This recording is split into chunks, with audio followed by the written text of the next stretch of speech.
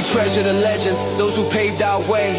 In every single chapter, we're here to stay. Breaking down plays. Hey everyone, and happy Thanksgiving to you and your family. This is the Chasing the Highlights podcast. And we are simulcasting today on YouTube at Lonnie and Friends podcast and also at Tony Sports Talk. I'm Lonnie Washington in Arizona, and my co-host is Tony Robertson, and we are Lonnie and Tony on the Chasing the Highlights podcast. So Tony, hey, how's it going today? Pretty good. All I gotta do is this, baby. Yeah, man. I know you happy about your win this weekend. We'll get to that in a second, but this is a Thanksgiving Day week, couple of days here. So hopefully everyone is traveling safely to their destination and get home safely and have a lot of time with friends and family. I know that I'm frying a turkey this year, like I've been doing for the last 5 years. It's kind of been addicting for me to be able to fry a turkey. And once you fry a turkey, man, and you taste how good it is, you don't ever want to go back to that turkey in the oven. Nope. Yeah, you turned me on to that, so that's why I've been doing it. So yeah, it's a good thing, and so let's get right to it. I mean, we had an exciting week number 12 in the NFL. I thought it was probably one of the better weekend games setups that we've had, and everything was really fun to watch, really exciting to watch, especially if you were watching the Eagles, the Cowboys and Eagles game. Everybody might have turned that one off early, but that was the Cowboys versus Eagles, and arguably one of the most thrilling games of the season. And the Cowboys routed from a 21-point deficit to beat the Eagles 24-21 on a game-winning field goal. Quarterback Dak Prescott rebounded from a poor start to throw 354 yards and 2 touchdowns in this game.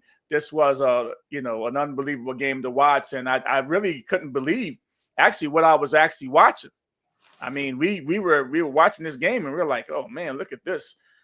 This is a crazy game, and to see the Cowboys come back. I mean, the Cowboys are playing inspiring football, and they're actually, I'm really impressed with what they've done, and they've actually saved their playoff hopes, also with just the way they've been playing. And I'm very impressed with them. As a Commanders fan, for me to say that I'm impressed with the Dallas Cowboys, it takes a lot, right? But, we try to be a little bit unbiased on this show while still having a love for our teams. And, of course, Tony, you love the Cleveland Browns. But, watching this game, it was like, wow, Dallas's defense has really come alive with Overshown back. And, those two brand new D tackles are starting to sink in a little bit. And they got after the Eagles after they settled in. And then the high-powered offense, came, started, they started catching a lot of footballs and stuff. And it was insane just to see. I mean, George Pickens in this game, he went off. I mean, he had 9 receptions for 146 yards, Tony. CeeDee Lamb, although CeeDee Lamb, I don't think he had a great game. He had 4 catches for 75 yards. But CeeDee Lamb, he was dropping balls all over the field, and including a touchdown. So I'm not quite sure that could have if Dallas would have lost this game, you would look back at those those CeeDee Lamb drops and maybe have something to say about that. So Tony, what do you think about this game looking back at it? Well, looking back at it, I was looking at it from a fantasy standpoint because I had Dak Prescott, right? So in the first half or first 2 quarters, I was sitting there like, okay, now I'm about to lose really bad because this dude is playing like trash right now. But then I started watching, it's like touchdown, like oh. So I feel like I said last week on our previous podcast, I felt that the defense was going to be a game changer in this game, even though the Eagles came out and played pretty well from a passing standpoint. I felt like those 2 defensive tackles they brought in was going to be integral to slowing them down because they took something away because as the game went on, I felt like they stopped something. The running game wasn't doing anything. Even though the offense, the passing game was doing well, the running game couldn't get going, and usually that's what they like to do. So that's why I picked the Cowboys to upset them. And at the beginning, it didn't look like they were going to do anything. No, it looked like it's going to be a lot of people might have turned this game off. Let me just say that. Yeah. So, but then when I saw what they, how they came back, I was like, yeah, that was a good pick because that defense is going to turn. It's turning the corner right now, and they look kind of dangerous right now. Yeah, they do. I mean, I wanna give my hats off to the Cowboys. And obviously, on the Eagles side of the football, I mean, when you watch this game, of course, the Eagles have done this, a lot this season where they've started off really fast and then they fizzle out in the second half, and you really can't put your hand on it. And you're kind of sitting back and saying, what the heck is going on with the Philadelphia Eagles? I mean, if it's not one thing, it's another with them. I mean, you have, everybody's talking about AJ Brown and how he wasn't getting the football, but he had, 8 receptions, 110 yards receiving. He averaged almost 14 yards a catch, and then he had a touchdown. And then, Devontae Smith, he had 6 catches for 89 yards, and he had a longest of 41 yards. So they did what they needed to do from a passing perspective. But when you really start looking at everything, as a whole, when you really start looking at it, this is the stat that is astounding to me. I can't get this out of my head with this particular stat. Saquon Barkley, 10 carries for 22 yards against the Cowboys. And so, Tony, my big question to you, and do the Eagles have a running back problem? I mean, because clearly it's hard for them to stay balanced, and the Saquon Barkley has been this way pretty much all season. He's only had 18 explosive plays versus 30 plays last year. So, do you think the Eagles have a running back problem? I mean, I feel like it could be an offensive line problem because if he can't, if there's no holes opening up, what can he do? But at the same time, there's other ways you can get him the ball. You got to work him into the passing game. But I feel like it could be a quarterback issue. Wow. Even though we know it's not him, we know Hurts is not an issue. It's just we don't know if he could change the offense at the line, to switch it up to make it to. If he can see something at the line and say Saquon, we're gonna run Saquon here, or can to change it. We don't know if he's doing that. I mean, I know he's smart. He's a smart quarterback, but we just brainstorming here. We don't know what the issue is. I think it's the offensive line because if there's no reason why he should have only 22 rushing yards. But then again, so the D tackles they brought in actually solidify that defense because once you can get pass protection on the quarterback, or I'm sorry, a pass rush on the quarterback, and you can stop the run, then it's a whole bunch of coverage sacks that happens and stuff like that. But I don't know. I just feel like this Cowboys defense was everybody's looking past them because they're thinking of the old defense from the beginning of the season. Now they have all their guys are back, and now it's they're pushing for a playoff run. Yeah, so Jerry Jones is looking like a genius. I mean, to make those trades at the end of the trade deadline a few weeks ago, and for the Micah Parsons trade and things of that nature, he's looking pretty spiffy now. You wonder though, does he have enough cash in the bank to pay Pickens, or whether he wants to keep Pickens, because Pickens is going to command at least $35 million next season, and he might try to jump up a little bit higher to get bigger money. Well, they're saying they may franchise tag him. That's what I heard on the throughout the interwebs. So he's not going to like that at all. Well, I mean, they have this money into their quarterback, the other receivers. So I mean, we'll see. Yeah, CeeDee Lamb's making about 34 million with an M, a year. So that's going to be interesting. They'll figure it out. Yeah, I'm sure they will figure it out. We're gonna transition here to another game, and but when we start looking at this other game here, you have the Kansas City Chiefs. They erased the 11-point deficit, and Patrick Mahomes at a 12-play overtime drive to set up a winning field goal. The defense stepped up late, holding the Colts to just 18 total yards in the fourth quarter, and that was just a crazy thing to see. Them actually holding them to to just 14 yards in the fourth quarter. That's pretty outrageous. I'm just gonna say that's pretty outrageous. And I'll just leave this here. 23-21, Chiefs get the win, and now they go to 6-5, and Indy drops down to 8-3. When you look at this game is kind of back and forth, and I think that the Kansas City Chiefs said to themselves, "Hey, I'm going to take away the one thing that you guys. I'm going to take away the one thing that makes you guys go on offense, right?" And so they took away the running game, and once they took that away, they said, is Indiana Jones going to stay Indiana Jones, or is he going to become Danny Dimes? And I think that he became Danny Dimes in this game towards the end of this game because he didn't get anything done. I mean, 14 yards in the fourth quarter. I mean, and you had an 11-point lead going to the fourth quarter, and Jonathan Taylor didn't do much, pretty much all game. So if these teams start to look at the blueprint that the Pittsburgh Steelers had, and start taking away Jonathan Taylor, can Danny Dimes playing outside in this time of year, outside the dome, was he going to be Indiana Jones or Danny Dimes? What do you think about that? Well, I mean, this is what we talked about last week, and I was saying, like, the Chiefs at home with their backs against the wall, I feel like, and then you got the outside the dome that we always talk about. Yep.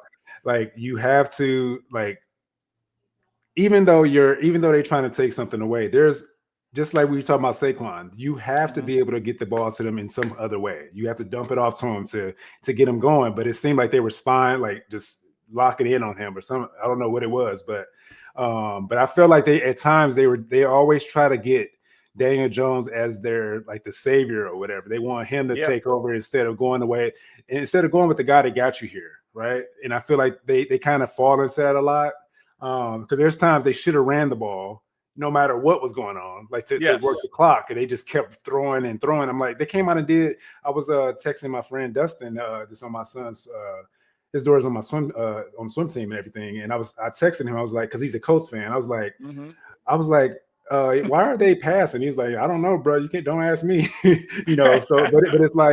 but it's crazy because it's like you got a future Hall of Famer in the backfield, and you're sitting here, trying to throw the ball with Danny Dimes.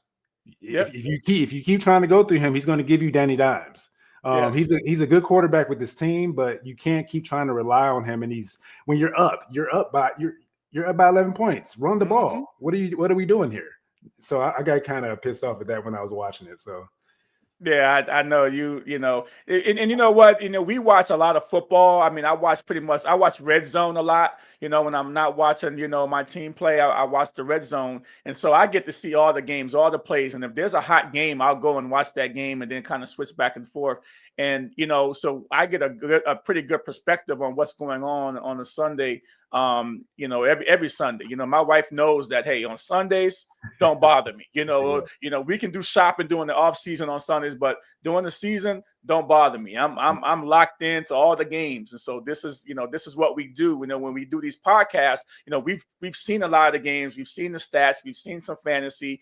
Tony's really good with fantasy. Me, not too good, not too much, but I still stay locked in all the time. Yeah. And so this is going to be an interesting next few weeks because now you've got a lot, you've got the Kansas City Chiefs. They're right there in the playoff run, and we'll talk a little bit later on the show about can Dallas knock out the Chiefs, because the Chiefs are still standing right there, and and I'm excited to see how this is going to come down the stretch. And my Commanders had a bye week this week. So, I'm happy. I'm happy I didn't get to see them get their heads beat in, right? So, that's really, really cool. So, but one other thing that we're going to see, though, is, shake your head, Tony, get like Rocky, because we're about to talk about your boy, right? We're about to talk about your boy over there in Cleveland, So Shedeur Sanders won his first NFL start, defeating the Las Vegas Raiders 24-10. He threw for 209 yards and 1 touchdown, had a 66-yard, score to the running back there. Dylan Sampson, and then he had this rocket this rocket to Isaiah Bond, right? Something that you have not seen the Cleveland Browns do. He went off to the right side and then he threw this rocket under pressure and dropped the dime right in the bucket. And I think all the Cleveland Browns fans, whether you was in the stadium or at home, jumped out of your seat. Yeah. Even Myles Garrett jumped out of his seat too, right? He was like, what the heck is going on here? So, I love to see it. He wasn't legendary, but he didn't have to be legendary in this game because that defense of the Cleveland Browns had 10 sacks. Myles Garrett had 3 of them. And boy, he's on the heels of the sack record right now. So I'm going to turn it over to you right now so you can talk about your Cleveland Browns, Tony. I'm very impressed about what they did. But remember, it's still the Las Vegas Raiders. Let's not get too excited. But they've been kind of doing this on defense all season. So, yeah.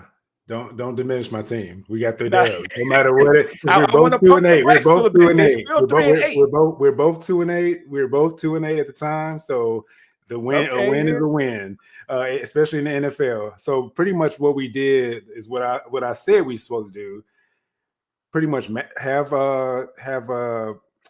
Shedeur Sanders pretty much come in and just manage the game. Don't put too much on his plate. Don't try to have him throw like 35, 45, 50 times. Because we don't need to. Our defense is going to stop them on the offense and just try to run the ball through Junkins. Junkins came out and scored 2 touchdowns in Wildcat. And Shedeur, everybody's like, why was he out of the game? But it's like we have high scoring when Junkins comes in and does Wildcat because he knows how to find the hole and get through the gaps and stuff like that. So I think they did a good job in just letting him be a game manager, which that's what I felt that should have happened. He had that one blemish that he threw that pick because it was like they kind of messed them up on the defense. They played like a great defense where they dropped back a lot of their running back. They showed the blitz and then they dropped back. They kind of threw him off. He threw it right to the guy. But that can be coached. That he can work on that. So this is his second game as playing in the league. So he's still got to treat him like a rookie that's still learning this process. He's still off of 3 days of practice. He's still, working towards getting to where we want him to be. And like, I'm looking forward to like keeping him going for the rest of the season so we can see what we have against these good teams. So when he plays against the Niners, I feel like that's going to be a telltale sign of what he can do because the Niners has a good defensive coach in Saleh and everything. So we're going to see what he can do at home in Cleveland. So we'll see. I mean, I feel like now that you've kind of said that, he's going to get his start. It looks like they've already came out and said that he's going to get his first start this week, and getting his first start.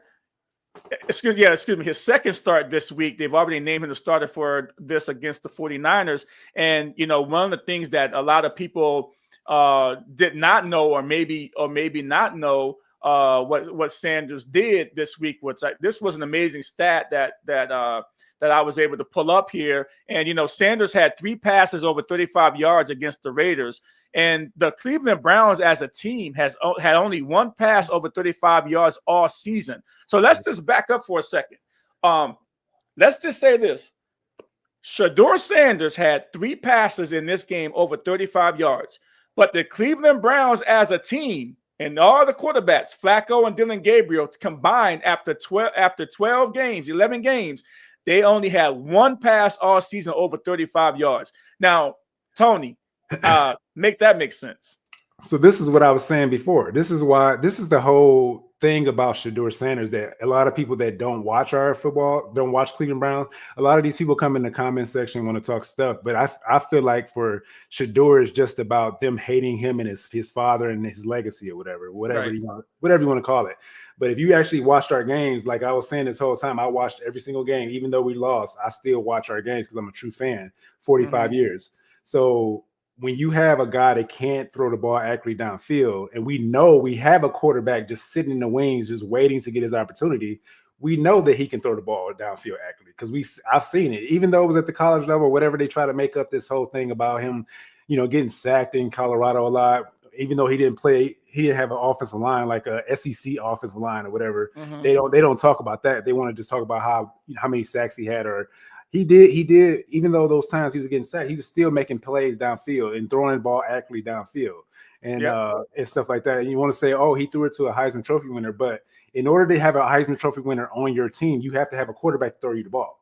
So I know that he could throw the ball. So that's why I was like kind of seeing, this is Dylan Gabriel is not the guy. I saw it the first game I saw him play, and you can go back to the old podcast to say that you know me how I was talking about Dylan Gabriel. So when you have a quarterback that can throw the ball accurately downfield, it's just like.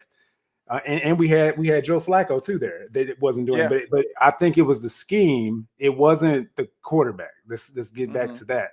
But with Dylan Gabriel, that's a different story. But with Flacco, it's Flacco. We know he can throw the ball. It's just the way the coach was calling the plays. It just wasn't conducive to getting the ball downfield. We have burners at the wide receiver spot. We don't have like those guys. You can't send those guys across the middle and throw them short routes because they're gonna get blown up. And they're going to be scared to catch the ball because you're throwing hospital balls. Like you throwing hospital balls right into the linebacker, and they're going to take your head off. Like what do you expect? So we got to get the ball going deep downfield. So yeah, and then Harold Fannin. That's all I got to say. I mean Tony B, he's watching us live now, and he's like Dylan Gabriel is like 5'7". We don't want to make fun of nobody's height, but I mean it's real stuff, And then of course he says hopefully Shedeur Sanders can continue to be consistent and confident and gets good play from other offensive skill players. So hey, thanks for chiming in, Tony B. I really appreciate your comments, and yeah, you're right. But I was very impressed with just the way that he handled himself under pressure. And the good thing is that he didn't have I think he only might have been sacked one time, but he didn't have a lot of, lost plays. He didn't lose a lot of yardage and sacks. He learned to throw the ball away or dirt the ball, whatever he was able to do, but not have negative plays and always stayed ahead of the chains. I know one thing, Tony, I wanted to ask you is that, every time they got down, a few times they got down there inside the 5-yard line, they didn't put Shedeur in. They put Junkins back there in kind of a wildcat. Is this because that he hasn't had enough work in kind of like the goal-to-go situations maybe, and they figure that this would be the quickest fix to try to get them some points? Or what do you think about that one? Maybe I like you said. I mean, I feel like they just want to give them. We know that we had success with Junkins running the ball with them in wildcat, so. It's taking a lot of the pressure off of Shedeur in the beginning, but I'm sure moving down the line, the rest of the games, they're going to try to work him into goal line stuff. It's not going to be every time because once they know we're going to try to do a wildcat every time, the team's going to try to stop that. So we'll have to switch it around a little bit. We can't do that every single time we get into the red zone or on the 10-yard line. They have to be able to use Shedeur moving forward in the red zone. So. I don't think that's going to be sustainable. and it's they're going to have to do something with that. And I want to bring up a question too. Is that right now you got in AFC you got a lot of things going on in the AFC, and you've got the Patriots that's only got 2 losses. You've got the Rams that just keep winning. They won again this weekend, and they basically pummeled the Tampa Bay Buccaneers, and the Tampa Bay Buccaneers have fell off a cliff. And, and the 49ers did the Tampa Bay Buccaneers a solid last night by beating the Carolina Panthers and, letting them get back, keep that first place spot. The Rams, of course, they've got, only 2 losses. The Broncos that was off last week when they got 2 losses. So Tony, to me, you've got these 3 teams that, so who's the best 2-loss team, the Patriots, the Rams, or the Broncos? I have to say the Rams right now, to me, are, the best 2-loss team only because of their experience, right? Only because of the quarterback play, of Matthew Stafford and just the things that they can do on defense. They'll give you some points, but you have to stop them too. The Broncos, however, they have a really good defense, but their offense is kind of lagging behind a little bit, but they score points when they have to. And then you've got the Patriots, and they've just been steady and balanced on both sides of the football. And you kind of wonder, hey, they have a young team, an experienced coach. So I have to really say the Rams at this point, because I think that the Rams have that Super Bowl experience behind them now that they won in 2021. And so if I'm looking at the big picture, I got to say that the Patriots and the Broncos don't have that experience yet, but you have a Matthew Stafford that is a Super Bowl champion, and he's got 30 touchdowns and two picks on the season. And some people just say, yeah, but he's got some little gimme, like 7 or 8 touchdowns that was kind of like, inside the 5-yard line or whatever. Say what you want to say, but 30 touchdowns, 2 interceptions. So for me, it's the Rams. What say you, my friend? Yeah, I'm with the Rams too, but comparing the two, my top 2 is the Rams and the Broncos, and I'm gonna tell you why. It's because of the defensive side. I feel like the Rams gave up only like 172 points this season, and the Broncos only gave up 190 something or whatever it is. And but the telltale sign is the offensive side, because I have Bo Nix in fantasy, and he's inconsistent. You don't know what you're going to get game to game from him, but you know what you're going to get from the Rams. As long as they're healthy, if they have all their players, you know what you're going to get. Those guys are coming out like knocking people over the head, and but you can't get that consistently from the Broncos. So that's why I feel the Rams is the number 1 team, and Stafford right now is the current MVP right now, because the Colts keep playing games with my boy in the backfield there. So Jonathan Taylor, so when they do that, it kind of puts as like you said before, it's a quarterback award, and right now Stafford is leading that right now. And you wonder if the Colts can actually go and beat the Patriots in cold weather, right? Can they go to the Broncos and beat the Broncos in cold weather? So you're kind of looking at them and saying, hey, can they actually travel? Can what they do travel? They can travel. It can travel as long as they run the ball with Jonathan Taylor, right? Yeah. But I think in that situation, we're looking at the Colts. I don't think that Daniel Jones needs Jonathan Taylor to be terrific. Mm-hmm. It's not the other way around. And if they continue to make Indiana Jones pass the ball, then I'm not quite sure if he's going to be able to handle. So that's why I think if I'm looking at these teams in the AFC, I probably would have to say the Broncos because of their defense and the AFC side. Yeah, with the Colts again, they have to, when they're outside of that dome, they got to run the ball. They got to find ways to get the ball to Jonathan Taylor, especially when it's cold. Like the quarterback is not. He's not that guy. Danny Dimes is not that guy when it's outside the dome right now. I can't. You got to give it to Taylor. Yes, you got to give it to Jonathan Taylor. All right, so when we come back, we're going to be talking about Week 13. A lot of good games on Thanksgiving Day, and they even have a Black Friday game. So we'll be back in 30 seconds.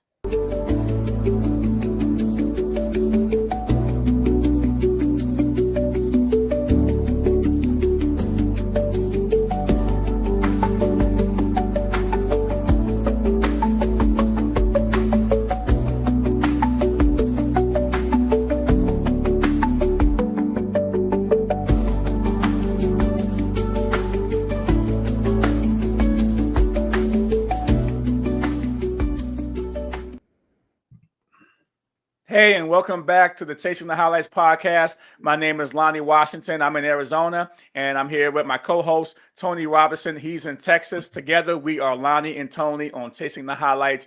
And, the second, looking at Week 13, we have, a couple of days from now, on a short week, we have a lot of actually good games. We want to start out first talking about the Cowboys hosting the Kansas City Chiefs. And they're a home underdog despite an impressive win over the Philadelphia Eagles. Kansas City's fresh off a win against the Colts and could get a boost with the return of running back Isaiah Pacheco this week. We don't know yet. I think he's a game time decision, and they haven't made it. They haven't made a decision yet. But when I'm looking at this game, I'm saying to myself, "Wow, this is two teams that are still fighting for their lives." And Dallas has looked very, very impressive. They're on a 2-game winning streak right now. Their defense is much improved. And even if they can just play, somewhat middle of the road defense, right, with their high-powered offense, they're going to give a lot of teams problems. And, man, this game is going to be so good. Thanksgiving Day, Chiefs at the Cowboys. Man, you kind of get Kansas City kind of out of – Kansas City has lost like 5 or 6 games this year, really, really close games, and finally they get one. Last year they had so much success and they've won 11 fourth quarter games last season. The Chiefs did, but now they got to travel to the Cowboys, who are hot, and then they're playing with a lot of emotion, for their fallen teammate. And so sometimes when you have just that little thing that has happened, it goes beyond football and you're playing for something higher than football, right? Sometimes that's all you need to kind of make you play out of your mind. And that's what the Cowboys are doing. I don't know, man. I got to flip a coin on this one. It's hard for me to tell who's going to win this game, but I'm always got to go back to Patrick Mahomes. But Dak Prescott has been better than Patrick Mahomes all season. So I'm kind of at a crossroads on this game. So Tony, help me out here. I'm going to go and say the Chiefs are going to win this game, even though they got to go on a short week on the road and play Dallas. But man, it's to me, it's hit or miss on this game. Yeah, it's going to be tough because if they can't, just like with the Cowboys playing the Eagles, they couldn't run the ball. So if you can't run the ball against the Cowboys, I don't think they could do anything to. I mean, Mahomes is that guy. He's one of my favorite quarterbacks, and but I feel like if Mahomes, they can't get the passing game going like they used to, I don't think they can do anything in this game on the road in Jerry's world. So I feel like if they have no running game to like throw the defense off, so they know. I don't even know. They can just play. I mean, they can just drop back into zone the whole time. I don't know because they got the pass rushers now to get to Mahomes. And on the defensive side, they're susceptible to the deep ball. Right. And I feel like Dak and them gonna probably shred them on the. They don't have anybody to check those guys, and you got the tight end coming down the middle. You got the running game going. Yeah. So they're good at stopping the run, but with all those pieces going downfield, it's going to open a lot more for the running game to get going too. I mean, you can't pick your poison. You can't stop everything that the Cowboys going to throw at you. But also the Cowboys have to come out and play like they supposed to play too. Yes. They can't see the Chiefs that big, the arrow on the head with the red helmets. You can't see that and nut up. You know what I'm saying? You got to actually come out there and play your game. I mean, you're at home. They definitely can't spot them 21 points. No, not against the Chiefs. You can't do that against the Chiefs. No. Yeah, they definitely can't spot them 21 points. And so, yeah, that's going to be a great game. I can't wait to see that after I eat some turkey. Got to see the Thanksgiving Day Chiefs at the Cowboys. That's going to be like the game of the week there. But you also have, the Packers at the Detroit Lions. And so, the Packers at the Detroit Lions, this is a crazy, division game. It's a NFC North class, a matchup from week 1, which the Packers won the game 27-13. Detroit has won 4 of the last 5 home games this season and will lean on their running game against the Green Bay Packers defensive front. I mean, Jahmyr Gibbs against that defensive front of the Green Bay Packers. The Packers also expect the return of running back Josh Jacobs, who missed the previous last 2 games. And so that should give their offense a little bit of a boost. But, man, playing in the Dome on Thanksgiving Day with the way Jahmyr Gibbs and has been playing, this one's going to be a really good game too. And remember, they're trying to stay pace with the Chicago Bears, who have a big time game coming up this week too. So the winner of this game could possibly take over a share of the lead in the NFC North. Right. So yeah, I mean, you got you have the Detroit Lions, like you said, back in the Dome. So I mean, when they're in the Dome, they play really good. So. I don't know. Green Bay, this is a hard game to pick. Oh, yeah, it's a tough game to pick. But I have to go with the Lions because they're at home, because every time they play on the inside, it's a totally different game than them being outside and out of the Dome and stuff like that. So the Vegas line has them winning. It's like -3 right now, and the over is 49.5. So should be might be a shootout. Yeah, I mean, I believe that just overall that I think Detroit is going to win this game. Of course they're at home, but Jahmyr Gibbs, I mean, he's just He's just been a beast. He's been pretty much unstoppable by most teams this season. And just the way he's playing, just if he catches the ball out of the backfield on a little screen pass, he can go at any point.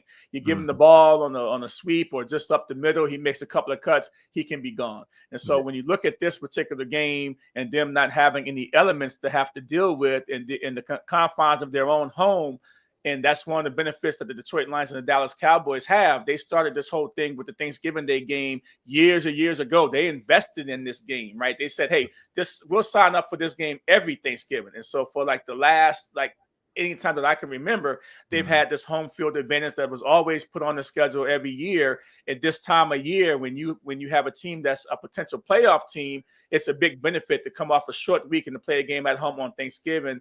And, a lot of people are going to just, eat a lot of turkey and go to the game, or they might go to the game first and then eat a lot of turkey after. But whatever the case may be, it's a special atmosphere when you got to go to Dallas or when you got to go to the Lions. And the advantage to me always go to the home team, especially in the last 3 or 4 years since Dan Campbell has been the coach of the Detroit Lions.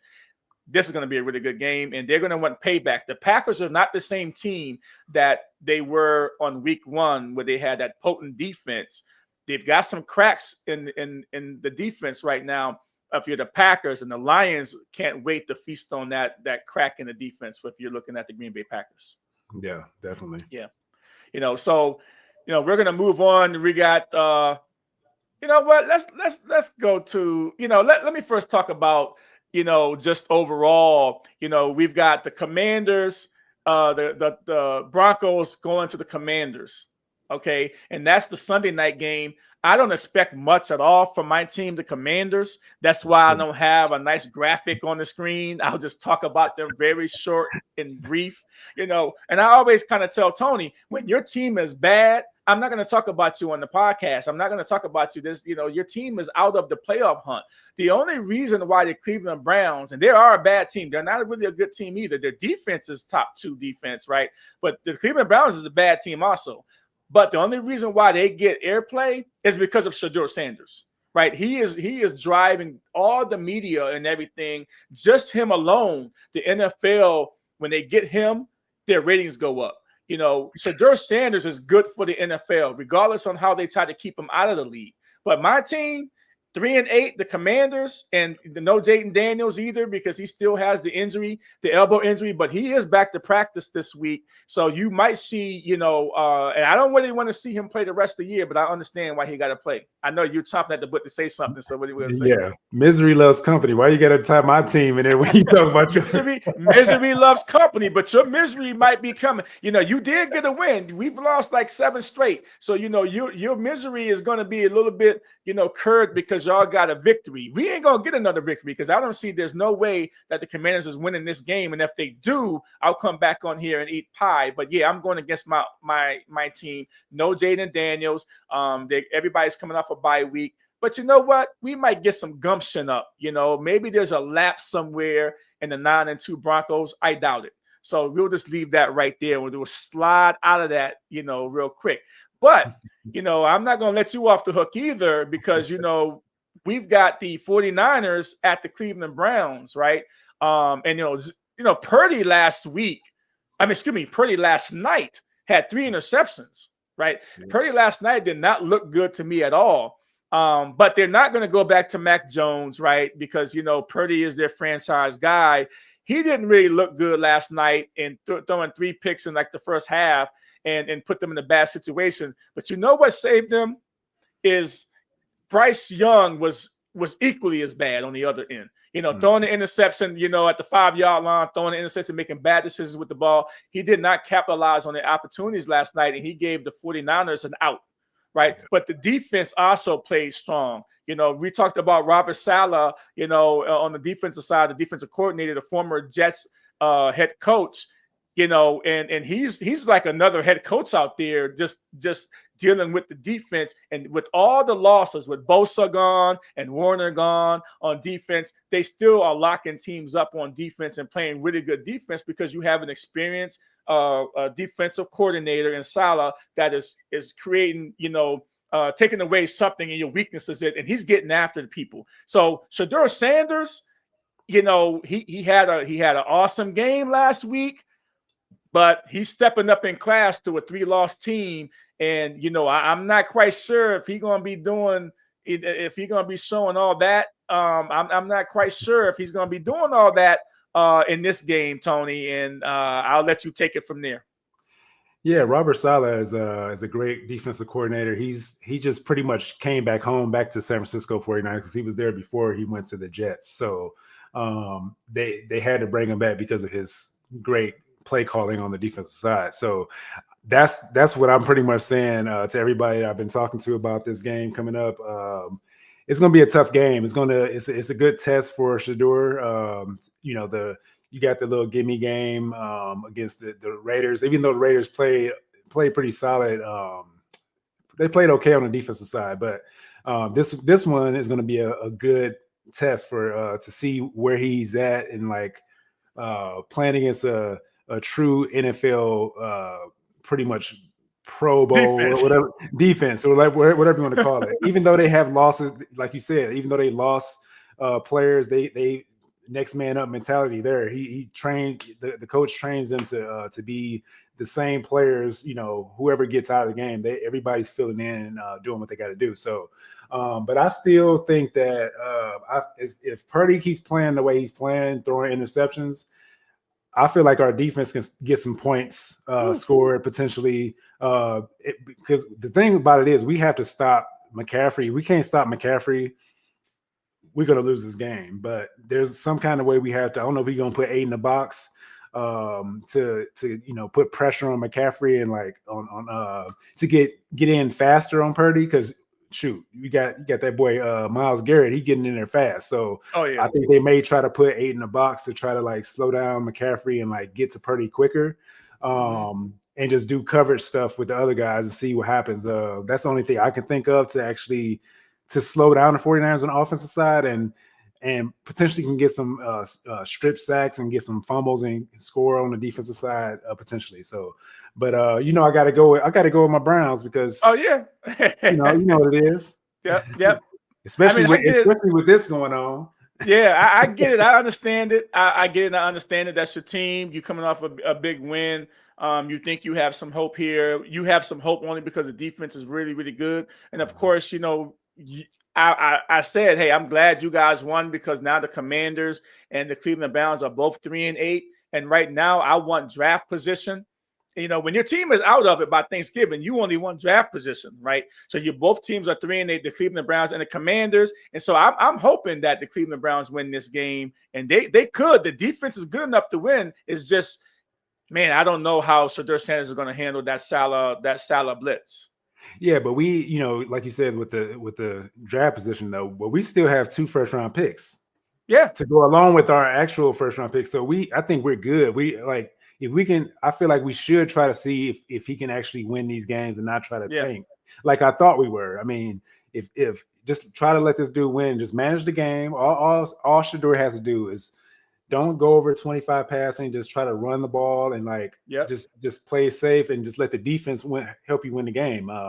Don't put them in bad situations. Just possess the ball as long as possible, and I feel like we got a chance. So yeah, and we'll see how this game turns out. We're going to move on to our next game, though. We have a Black Friday game this year, which is crazy game. You have the Bears at the Eagles. You know, the Eagles look to rebound after a away loss against the Cowboys. The Bears have been strong bet against the spread this season, particularly on the road. So, you know, if you look at, you know, what the Bears have done on the road, you know, they've actually been pretty decent. And so you wonder if that magic, you know, that Caleb Williams magic can still stay hot again. They've won 8 of 9 games. I mean, it's been an incredible run for the Bears. And so the Bears fans are excited, but they're cautiously optimistic too. You know, I hear some of the Bears fans, you know, I got some family members that are Bears fans, some friends that are Bears fans, and they're kind of quiet still.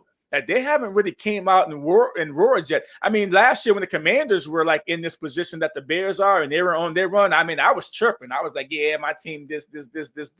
I was chirping. And then we went to the NFC Championship game and got the doors blown off us. But I'm like, so what? We still got to the NFC Championship game. But the Bears fans are kind of like, we've been bad for so long and haven't really had a winning season. They're still kind of reserved. They're not used to winning yet. And so they're still kind of reserved. But this game is going to be a game that if they go in and beat the Eagles in Philly, which is a really hard place to win, if the Bears beat the Eagles in this game, I will say to you, the Bears have arrived and that they have something special cooking right now, because to go in and it's going to be cold outside and the Bears don't care about weather because they play in cold weather. Can they beat the Eagles, who kind of like, the Saquon Barkley, the 10 carries for 22 yards last week against the Cowboys? If the Bears can follow that blueprint of what the Cowboys did, maybe they can get in this game and start being at this game towards the end and be there within striking distance to win this game with the 5 minutes left in the game, and maybe come back and do a little winning at the end of the game, which the Bears have been really good doing. So, Tony, what do you think about this game on Black Friday? It's a tough game. I mean, we don't know what Eagles team we're going to get on the offensive side, so that's what kind of throws me off a little bit. But that defense is just so good. They're solid. I mean, I don't know. But what nobody's really talking about with the Bears is that Monangai kid. The running back Monangai with Swift, they trying to get that kind of that offense that they had in Detroit with, like we talked about before, Montgomery and I'm missing the name, but the running game they had in Detroit. So yeah, they're trying to get that same kind of running game with Gibbs and Montgomery. Gibbs and Montgomery, yeah. And then you got I feel like they, like you said, they're quiet because they don't know, they don't want to get their hopes up. Just like the Browns, like whenever we get a chance to win, we still kind of hold reservations and stuff like that with that, getting too up on the team, whatever. But I feel like the Bears have an opportunity to solidify themselves, just like you said, with this Eagles win on the road. If they win this game, that bodes well for them moving forward. It's a good spark for them going into the playoffs. Yeah, and when you win a lot, when you start winning, it's contagious. You don't want that feeling to go away. And so when those winning time moments come and you've been in those positions, 4, 5, or 6 games this season, and you've actually won, you actually start to learn how to win on the fly. So the Bears, I'm going to go on record. Bears are going to lose this game against the Eagles, but I think it might be down to the wire here on this particular game. The Eagles defense is good enough to stop the Bears offense, I think. Okay, I'm gonna go with Bears. Okay, cool. We got to get that. We got to get that lone wolf thing where they have on NFL Network, the lone wolf. Yeah. Well, yeah. I mean, I'm not even saying that this is even a pick'em game.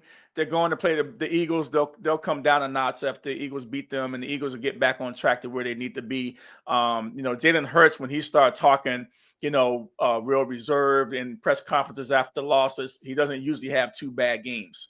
And I don't think he had a bad game this game, but, he missed a couple of throws. But also Saquon Barkley, I'm going to lean on them to actually, have a better game and more than 22 yards rushing in this game. If they have they could have been saving them for this game. Yeah, they could have been. We'll see. Yeah. It's crazy. So now we have a team that I think that's real hot. You got the Texans at the Colts.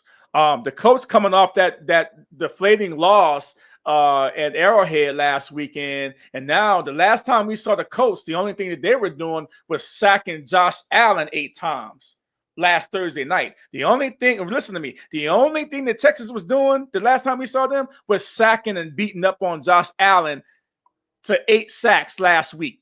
Yeah. This team has the number 1 defense in the league, and number 2 is Cleveland, but the Texans here. And so, I don't know who's going to be at quarterback for the Texans this week, whether it's going to be Mills. I don't know. But Mills have won 3 straight. I don't think I would take him out right now because the team is hot. The team is hot while they're playing with them. But, man, the Texans at Colts, and this is a big division matchup. And the Texans, you better watch out for them because, they've been in the playoffs the last couple of years, and they know how to win. And now that defense is number 1 ranked. Man, it's going to be a good game. Well, the only reason why the Colts lost to the Chiefs last week, and I'm going to make a joke about this, because they want to see Taylor Swift up in the stands in the playoffs to make that money. So I feel like that's the reason why the Chiefs won, because they want the Chiefs to be in the playoffs, because they lose money when Taylor Swift is not in the press box with Kelsey and everything. I feel like the Colts I think they're gonna get back to Jonathan Taylor at home. Danny Dimes gonna play better, but that Texans defense, believe me, the Texans defense is so good. But I feel like where they may lose because of Mills, maybe. Mills been playing really well, the quarterback, but because I have him in fantasy too, so I took a flyer on him and stuff like that. So I picked him up because I had Bo Nix on bye. But if Mills, I don't know, on the road at the Colts, I feel like the Colts are going to play pretty well on defense, and I think I got the Colts winning. I got the Texans winning this game. I think the Texans are hot right now. I think their defense travels, right? Don't matter if you're playing outside, inside. They happen to play in the dome. Weather's not going to be a factor. I think that, I think that they're definitely going to go in there and beat the Colts up pretty bad. And all they got to do is put pressure on Danny Dimes. I call him Danny Dimes because he's probably going to be Danny Dimes in this game. I don't see him putting his cape on and being Indiana Jones against this Texas defense, the way they beat up Josh Allen. Now, Josh Allen is the guy. He's a former MVP, and they had him literally running for his life last week. He was on the ground. He was holding his arm. He had all kinds of things going on, but they beat him down. And if they put the same pressure that they put on Josh Allen, who's a lot better quarterback than Daniel Jones, then we're going to see Danny Dimes back out real quick in this particular game. And so I have to say to you that, man, the Texans, to me, I think are going to put it on the Colts. Well, I think they're gonna learn their lesson from that last game, not running Jonathan Taylor, and Jonathan Taylor's gonna have a breakout game. It's gonna surprise the Texans. They're gonna be like, oh, how are they getting ran on? Watch, it's gonna happen. And then Danny Dimes gonna run the ball too, and he's gonna surprise you. Nah, I mean, because if you take a couple of hits, Josh Allen took those hits, and he started throwing that clock sped up in his head. And when you see that happen to this guy, who was a perennial top 2 or 3 quarterback in the league, then that's when you're gonna say if they apply this pressure to Daniel Jones, it's gonna be hard. Well, it's different with Josh Allen. Like I've been saying before, like he has a Superman mentality where he wants to do everything by himself too. So he kind of gets in his own head. From my opinion, that's just my humble opinion when I watch him, because I have James Cook, and it pisses me off every time he just vultures the touchdowns on the goal line. So, but I feel like he kind of has a Superman mentality. So he kind of missed some things sometimes too. Is the reason why they kind of got to him so easily. I don't know, but I could be wrong. But yeah, well, we got to move on. But man, this is going to be a really good game. We haven't really talked about this for weeks upon weeks because it wasn't really nothing to talk about. Yeah. It wasn't really nothing to talk about. And so we haven't talked about this, in a long time. But Joe Burrow is expected to come back off his turf toe surgery, just in time, where the AFC North is really struggling to find somebody who wants to win that division. And can Joe Burrow kind of sneak his team back in the playoff hunt? I'm not quite sure he can do it, Tony. But I mean, just him coming back. And this dude's a bad man too. I mean, this dude is Superman. He's not, he's a Superman, but he's in Clark Kent clothing, right? He's a little bit more brittle too because he always hurt. But man, when he's on the field, and the only thing that I might say, he's not going to have T. Higgins this week because if he's in concussion, but man, he's going to have Jefferson back and everything. No, not Jefferson. Is it Jefferson? No, Chase. He's going to have Jamar Chase back off of suspension this week, and man, their defense, if they could hold up, they might have a chance in this particular game, but I'm not quite sure, even if he comes back, that he's going to be able to do anything in this game. What do you think? Bengals at Ravens. Ravens really need to win.